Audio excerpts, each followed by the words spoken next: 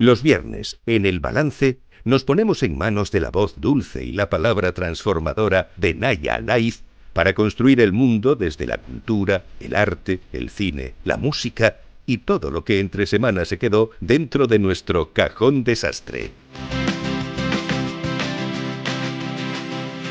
Naya Laíz, ¿qué tal? Te iba a decir buenos días, debo de estar Buenas como tardes, de, buenas noches. como de matiné, estoy fatal. Bien, estoy muy bien. Qué bien, qué alegría me da, de verdad, tenerte aquí un viernes más. Estamos como queremos. Me acabo de dar ¿Sí? cuenta ¿De qué? que habla la introducción de construir el mundo. Madre mía, pequeña Sí, responsabilidad sí, que tenemos sí, aquí. claro que sí, pero estamos construyendo el mundo, claro que sí. Hoy vamos a abrir un Estamos poniendo mundo. nuestro granito de arena, ¿no? Sí, ¿No? así es.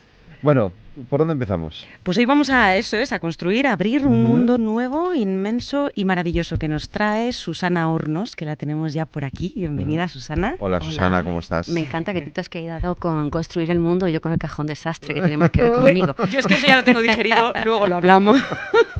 Luego lo hablamos. Susana, actriz, dramaturga, escritora ahora de ficción, nos traes tu primera novela, este pedazo de libro. Vamos a ponernos un poco en contexto, porque tu carrera como escritora empieza en Argentina.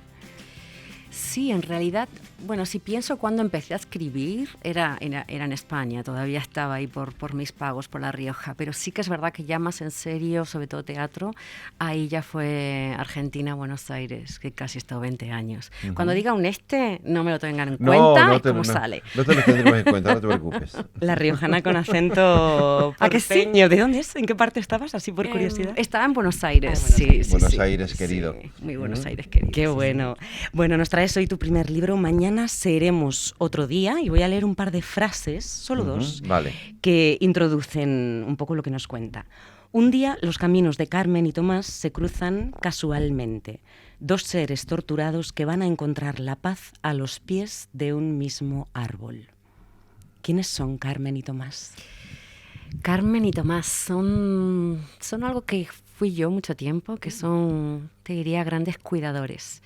Tomás cuida de su papá, un papá que ha sido un torturador, y ella, Carmen, cuida de su mamá, con un Alzheimer ya muy avanzado. La vida los encuentra de casualidad, ¿o no? Y bueno, ese es el camino que transitan. Los dos vienen de un mundo muy duro, pero yo creo mucho en la amistad, en esos seres que uno se encuentra en la vida y te salvan, sin saberlo. Sin saberlo o sin buscarlo, ¿no? A lo mejor. Carmen tiene además una historia tremenda de violencia. No es solo la cuidadora de su madre, sino que es una mujer que ha sido agredida sexualmente. Tiene una historia durísima detrás. Es durísima y fíjate que cuando yo, ya no solo cuando escribo, sino incluso cuando ya entrego el libro a la editorial, pasó todavía unos meses hasta que salió el caso de Giselle Pelicot. Sí. Y curiosamente mi primer capítulo con ella arranca así, arranca ella delante de un montón de periodistas diciendo, vale, me ha ocurrido esto, aquí estoy, esta soy yo. Y cuando, pues eso, un año más tarde se lo escucho decir a Giselle, digo, qué rabia, qué porquería, ¿no? Que la ficción y la realidad a veces vayan de la mano, ¿no?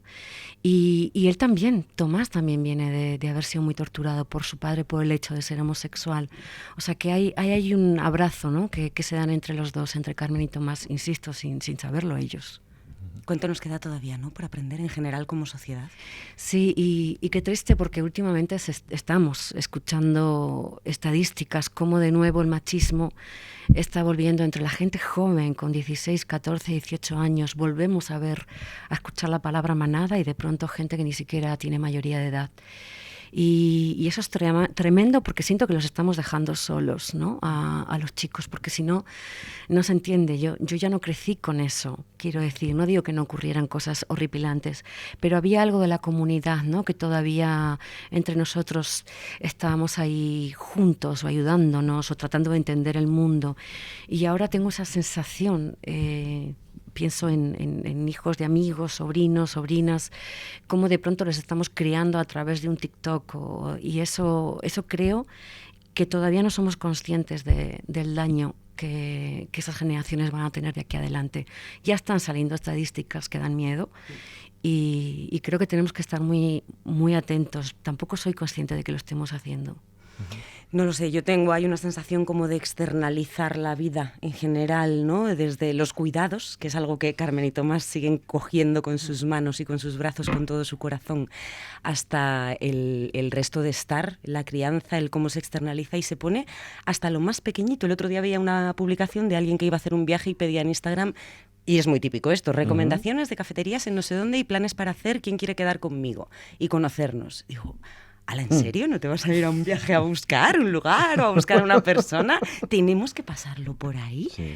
Me parece brutal y creo que nos lleva al final a embarrarnos más en este tipo de violencia, que la violencia que viven Tomás y Carmen, que se cuenta de una manera muy cruda aquí, sea de repente, no nos sorprenda o suene tan actual y tan cercana en el año 2025 que estamos, a mí se me agarran las tripas. De todas formas, este libro se agarra a las tripas todo el rato. Tiene una riqueza del lenguaje, de la imagen, de transmitir las sensaciones y las emociones. Y para mí tiene algo brutal y hermoso, no por brutal deja de ser hermoso, de cómo entrelazas con tu arte la muerte y la vida, como la vida resurge siempre desde la muerte. Puede ser la muerte de un ser o de un vínculo, pero para mí en la novela esto está de una manera muy clara, plasmado. ¿Cómo lo has hecho o qué te lleva a contarlo así? Creo que por un lado lo emocional, he vivido 2 duelos en pocos años, mi marido y mi hermana, y eso ya te sitúa en otro lugar, ¿no? Desde lo emocional, desde el aprendizaje, desde la admiración de ver a mis padres cómo día a día siguen adelante. Pero también creo que hay el ser de campo.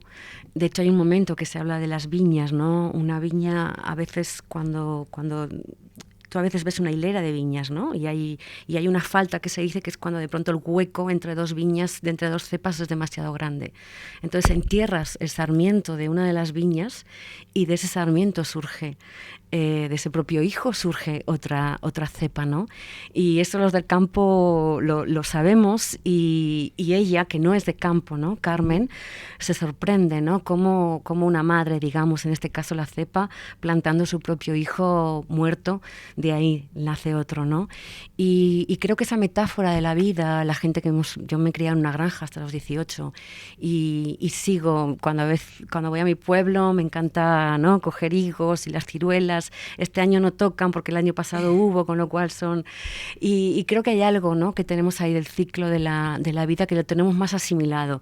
Igual el golpe de la muerte cuando ya no son campos, que son personas, eso no hay nadie que te acostumbre, ¿no? No, ni lo pretendemos. No, yo creo que es transitarlo, pero cuando de ahí nace, pues ahora que traías con toda la honestidad que te caracteriza tu propio duelo y tus propias vivencias, y nace una obra tan hermosa, bueno, no queda otra que felicitarte y yo creo que es el camino. Al final, no sé cuál es la clave, pero a lo mejor es el camino a hacer de nuestro dolor y de los destrozos y de toda esa muerte, bueno, pues algo bello. Hay algo muy bello que quiero que me desveles el secreto y el por qué los títulos de cada capítulo. Estas palabras, cada capítulo tiene el título solamente de una palabra. Alucinante. Tengo aquí tramar, por ejemplo, he abierto capítulo 9, tramar, y defines como florecer los árboles, en particular el olivo. Podría buscar miles, claro, son un montón. Anublar, privar de luz, claridad y reducir el esplendor de algo. ¿Por qué esto así? Mira, surgió... Son palabras que no utilizamos habitualmente. No son habituales, ¿no? Sí, ¿no? Porque tramar, si lo piensas, bueno, tramar, sí. y ocurre con eso, ¿no? Que quizás a veces la misma palabra tiene otro significado. Por un lado, me ocurría al principio, yo amo escribir con el María Moliner al lado, y entonces creo que es un homenaje a ella y casi te diría a su vida, aunque no esté ahí, ¿no?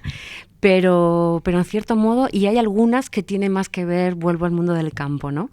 De hecho, a veces estaba igual perdida, digo, ¿y esto en las viñas cómo era? Y entonces llamaba a mi padre, pero lo llamaba a la hora de la partida del mus, porque ahí no tenía un diccionario que era el de mi padre, tenía los 4 que estaban jugando la partida, entonces decía, bueno, pues aquí a estas horas mejor. Y yo la verdad es que me gusta el lenguaje. A la vez intento que no sea alambicado, ¿no? Que no sea, pero sí que tenga que ver con en esta novela transcurre en el campo, transcurre en un lugar que no es ciudad. Y para mí sí que era importante que ese lenguaje estuviera, como hablan mis padres o hablaban mis abuelos, ¿no? Y María Moliner en ese sentido tiene una belleza. El otro día hablaba de ella, ¿no? Cómo ella define el amor en 1956 y cómo lo define la RAE, porque ahora han escrito un libro sobre María Moliner, Andrés Newman, que es maravilloso. Y él cuando le entrevistan siempre dice la diferencia en cómo describía ella y cómo lo describía la RAE. Y ese sumergirme en su lenguaje y en el lenguaje de mi casa, para mí ha sido un regalo. Entonces digo, bueno, pues lo voy a entregar. Qué bueno. ¿Cómo es esta descripción del amor, esta diferencia? No la tengo yo ahora mira, fresca. la tengo además en los apuntes porque justamente este fin de semana he hecho algo muy hermoso en San Millán de la Cogolla, que es la cuna del castellano en La Rioja, y tenía que dar una conferencia sobre el mundo de la mujer, los referentes literarios, y justamente mencionaba, pero era algo así como dar cuidado, ¿no? Alegrarte cuando a alguien a quien quieres le va bien y entristecerte cuando a alguien a quien quieres le va mal. Esa era como terminaba, ¿no? Y en cambio la definición de la RAE era algo que no es de carácter sexual, o sea, una cosa totalmente nada que ver, muy ¿no? quirúrgico, ¿no? También Claro, totalmente quirúrgico, y ahí estaba la mujer diciendo, vamos a ir por otro lado. La mujer con los pies en la tierra, metida. 4 hijos, es que lo de María Moliner es maravilloso. Qué gran homenaje. Mira, sí. No había yo detectado eso tampoco. por ahí. Qué bonito que lo cuentes. Sí. Porque no Pues, se detecta en el libro, pero en esta charla que di el sábado fue, y además estaba Bernardo Achaga, la verdad que fue hermoso. Y me pareció hermoso que al terminar, muchas mujeres levantaron la mano y me fueron contando su historia con el María Moliner. Había una que le había perseguido durante toda su vida, otra que cada vez que hacía mudanzas, y otra que a una boda de unos amigos le regaló el María Moliner, que eso ya me parece lo más original que escuché. Y Yo todavía tenía lo un María Moliner, pero ya no lo tengo. Claro pero regalarlo en una boda, pues hay que tenerlo de vuelta. ¿Dónde está tu No María sé, Moliner? no sé. Las mudanzas. Una mudanza, sí, ha debido de caer en Y alguna que mudanza. son 2 tomos Ya, bien. tocho, sí, yo lo sí. tengo. Hay que Sí, traerte sí. un María Moliner, que no nos Tenía mi falte. María Moliner. Sí, hay que redescubrirla. Y qué pena no poder entrevistarla, pero bueno, podríamos hacer un pequeño programa así, homenaje. Pues sería hermoso. Oye, es pues una mujer maravillosa. si le decimos a la IA que copie, seguro que no. Pues No. qué Para eso llamas a Newman, claro. Claro. Ahora que hay un libro sobre ella que no teníamos. Madre mía, Claro. Susana, qué riqueza del lenguaje. Bueno, has hablado mucho, ¿no? De dónde te viene, de cómo buscabas esas palabras, pero el teatro, tu experiencia previa a la escritura, o bueno, a lo mejor se iban entrelazadas y crecían a la vez, pero tu experiencia previa, digamos que es más categóricamente de actriz teatral en unos inicios, ¿crees que alimenta de alguna manera tu escritura y la literatura? Mira, casi te diría que fue al revés, porque yo arranqué escribiendo de muy chiquita y tuve mucha suerte. Por un lado, un tío, en una familia de campo, de pronto había un tío que había estudiado y que además era maestro de literatura, historia. Y él era el que le decía a mis padres que Susana escriba, que siga escribiendo. Y eso, pues yo qué sé, 8, 10 años. Y por otro lado, hay estas maestras y maestros, ¿no? Digo de la GB para que denote ya mi edad, pero no sé ni cómo se la ESO, creo que es ahora. Y esta mujer todos los viernes nos encargaba una redacción y los lunes corregíamos la redacción con el resto de las compañeras. Digo compañeras porque era Escolapias, todo mujeres. Y ahí, quieras que no, aparece como una rutina, una disciplina, ¿no? De empezar a escribir y a ver qué pasa. Y luego sí que es verdad que más tarde llegó el teatro, pero también en el teatro hice, por ejemplo, 3 montajes que lo que hacía era adaptar los cuentos que yo tenía escritos, los adaptaba al teatro con una compañera. Así que de alguna forma u otra yo creo que siempre han estado muy de la mano. Y de hecho muchos de los ejercicios que yo hago para escribir siguen siendo ejercicios que yo hago para actuar. Y eso no los quiero separar. Dale, te quería preguntar sobre eso. Sí, ¿dónde está ese despertar de la creatividad? O si hay alguna diferencia que por lo que veo, ¿no? En el despertar para una actriz y para trabajar y expandir todo lo que una actriz en activo necesita versus lo que necesita una escritora o los tiempos que requiere. Yo en lo personal, pero por cómo soy yo, disciplina. En ese sentido, frecuentación, rutina y disciplina. A veces tengo compañeros, compañeras que conoces en talleres y de pronto sale un casting o una prueba y los ves que les cuesta aprenderse el texto. ¿Y qué es lo que pasa? Que cuando no estás actuando, que no te llaman para un casting, tú igual tienes que seguir entrenando. Yo esa parte de disciplina la necesito tanto desde la escritura como de la actriz. Hay gente que son superdotados y al toque hacen absolutamente todo. No es mi caso. Yo necesito horas. Y luego hay muchos ejercicios de respiración, muchos que tienen que ver con la intuición, con la música. Entonces lo aplico según en lo que esté. No, sin cortapisas. ¿Dirías que este libro, con toda su crudeza y sus historias, es un canto a la esperanza? No solo lo diría, sino que es lo que más he recibido estos 2 meses que lleva publicado, porque me ha escrito gente que no conozco de nada y de pronto me han dicho, es verdad que es áspero, es verdad que vienen de un pasado duro, pero me ha dejado tanta esperanza este libro. Y el otro día también una mujer aquí en San Millán de la Cogolla que me dijo, Susana, yo no me quería ir de esa acacia, quería seguir con Carmen y Tomás debajo de esa acacia.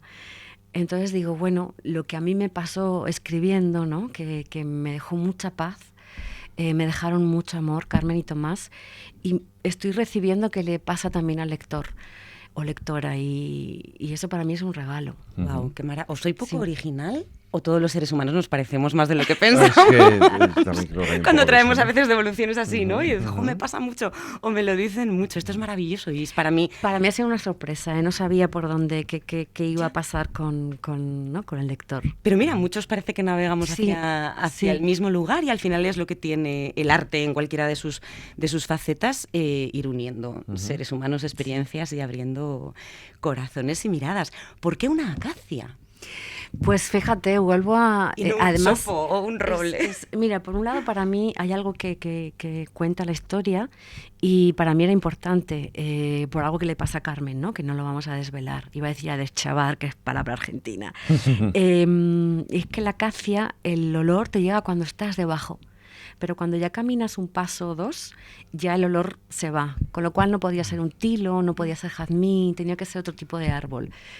Y de pronto un día, en la casa de mi pueblo, dije, uy, pues sí, además es una falsa acacia, la acacia de Constantinopla, en realidad no es una... Y pasa justo eso. Y entonces digo, aquí pasa esto, yo vuelo cuando estoy debajo, pero en cuanto camino, ¿no? Y me puse a indagar y efectivamente es una de las particularidades de la acacia. Entonces dije, pues tiene que ser una acacia. Madre mía, que vivan los pueblos y la naturaleza que nos inspira, te lleva como clic, clic, clic. Pero fíjate que fue después, toda la vida teniendo la acacia delante de mi casa, pero fue después cuando estuve buscando, digo, pero si este es el árbol que tengo yo delante. Era ahora cuando lo necesitabas. Era ahora. ¿No? Lo de que el maestro aparece cuando el alumno está preparado. Es una particularidad y es tal cual, ¿eh? Estás justo debajo y además es un olor dulzón, muy, muy, muy agradable y a nada que caminas se va. No sé cómo huele una acacia. No me acuerdo. Pues ahora cuando lo investigues, y además tiene esas flores que son como paraguas, ¿no? Son muy particulares las flores, como plumeritos, así de color rosa. Es un árbol, y luego lo ves y hay muchísimos. Pero hasta que no lo tienes ahí delante, y ahí te vas a dar cuenta. Habrá que firmar los libros, que tienes firma dentro de poco, me parece. Cuéntanos. Habrá que organizar una debajo de una acacia. Oye, ahí lo dejo. Mira, qué buena idea. Entonces ahora todo el que tenga una acacia en su casa, en su jardín, llámenos. Pero sí, tenemos porque sumo a la espera, ¿no? A la editorial y por supuesto a Cristina de Transversal Comunicación, mi querida ahí con pinche en todo esto. Y sí, el 5 de junio estamos ahí en la feria firmando. Pues ahí estaremos para verte. Acompáñenme. Tenías una pregunta tú, ¿no? Tengo una pregunta que ella sola ha sacado al principio del programa sin saberlo, que es para ti un cajón desastre. Mi cajón. Yo creo que es donde pongo todas las cosas que sé que en algún momento voy a necesitar, pero sin orden. Y en algún momento sé que voy a tener que echar mano de ellas. Qué Entonces curioso. las voy mezclando ahí siempre y en algún momento digo, ah, no, esto está aquí. Sé que está ahí. Lo que no sé es dónde. Siempre hacia la luz, navegando, pensando en las Siempre. cosas que voy a necesitar. Hay gente que son las cosas ya abandonadas, ¿no? O que no. Eso es. O el desecho. Ah, mira, no. Es que además ahí. sé No, cuál está es mi bien, cajón está desastre. bien, está bien, Estás ahí sí, siempre sí. en la esperanza. No es el de enhorabuena. lo que no queremos, sino de lo que vamos a necesitar. Sí, Está sí, bien sí. el matiz. Me gusta. Sí, Me sí, gusta es ese muy matiz, bonito. Me gusta ese matiz. Ahí estaba tu acacia en tu cajón desastre. Gracias Jo, por traérnosla siempre. y por tejer toda esta historia bajo Ay, sus gracias. ramas. Vosotros, Muchas gracias, Susana. qué placer inmenso. Muchas gracias. Te Gracias. espero la semana que viene. Seguimos, claro que sí. Inés.